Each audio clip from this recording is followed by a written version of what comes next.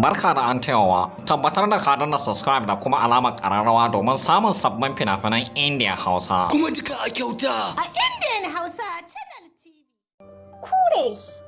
Kure kayataccen kafce ne na kamfanin Al-Hussein Record masu birbiɗan fassara suka antayo muku shi.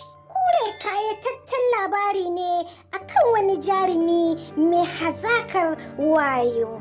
Wannan jarumi ɗaya ne daga cikin ma'aikata masu sa kaki wato jami'in RAW.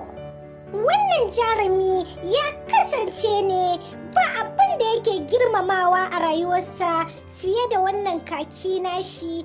Akan aikin kakin nan nashi zai iya aikata komai kuma zai iya yi wa kowa hukuncin da ya dace da aikinsa. Gashi da rukun alkawari idan aka tura shi duba wani gurin ta'addanci ko gurin da ake aikata fashi, to koda ya kasance mahaifinsa ne ke aikatawa baya raga mai ko kaɗan.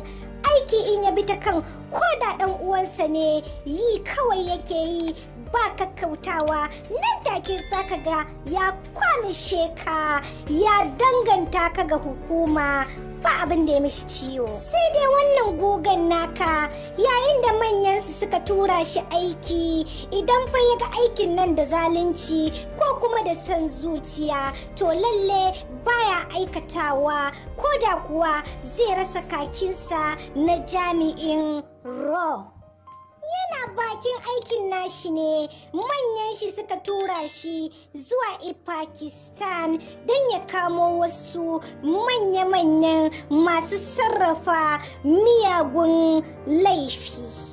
Gogon naka bai kasa a gwiwa ba, maza ya garzaya kafin ka ce me a jirgin sama ya madira a garin Pakistan. Tuni gogon naka har ya dira a garin Pakistan ya je daidan depot da aka ce masa a nan ne mai aikata manya-manyan miyagun laifin yakan wucewa. Bayan ɗanawansa setin bindiga zuwa wannan hanya, amma bakar ka manta akwai sauran jami'an RAW ɗin a garinsu suna amfani da na'urori mai kwakwalwa ta zamani na sanar da shi cewan gashi boss ɗin ya tunkaro hanyar da shi jami'in yake, suna bashi daraktin saboda setinsa ta ɗanu a daidai. Kamar yadda na furta a baya, shi gogon naku bai fiye son zalunci ba. Sai da ya tambi sauran jami'an masu hangen nesa a na'urorin zamanin cewa shi azzalimin shi kaɗai ne yake zuwa ko dai akwai sauran al'umman gari, don baya son yayin da ya harba wannan nukiliya ta zama mai kan uwa jawabi ta taɓa lafiyan waɗanda ba su ji ba ba su gani ba. Sai dai su manyan nasu sun yi amfani da son zuciyarsu ba su faɗa mishi gaskiya yayin da yake tambayan su shi zuwan wannan azzalimi ba. Suka ce da shi kawai ya harba babu kowa a kusa da azzalimin. Kash, sai dai shi gogon naka ya yi matukar yin nadama yayin da ya je ga kan kananan yara a kwance. Tabbas ya san ya aikata babban kuskure, amma fa ka manta manyan shi ne suka yaudare shi suka ce boss din ne kadai yake zuwa a hanyar. Nan take jarumi na bai kasa a gwiwa ba, ya cire wannan kaki na RAW ya wurga wa manyan nasa, ya nuna musu lalle ya yi matukar damuwa da irin harin da suka sa ya yi hadda na mutuwan kananan yara.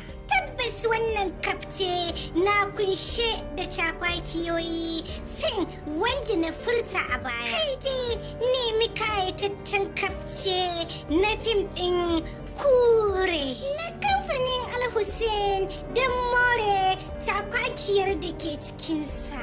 Kada ka manta idan wannan shine zuwanka karo na farko zuwa wannan tasha tamu mai albarka mai suna tashar Indian Hausa Recap. Masoya subscribe da kuma alaman kararrawa don more fashin baki da ke cikinsa ko kuma in ce recap na fina-finan Indian fassarar Hausa. Kai dai kulla halaka da wannan channel tamu mai albarka mai suna Indian Hausa Channel TV.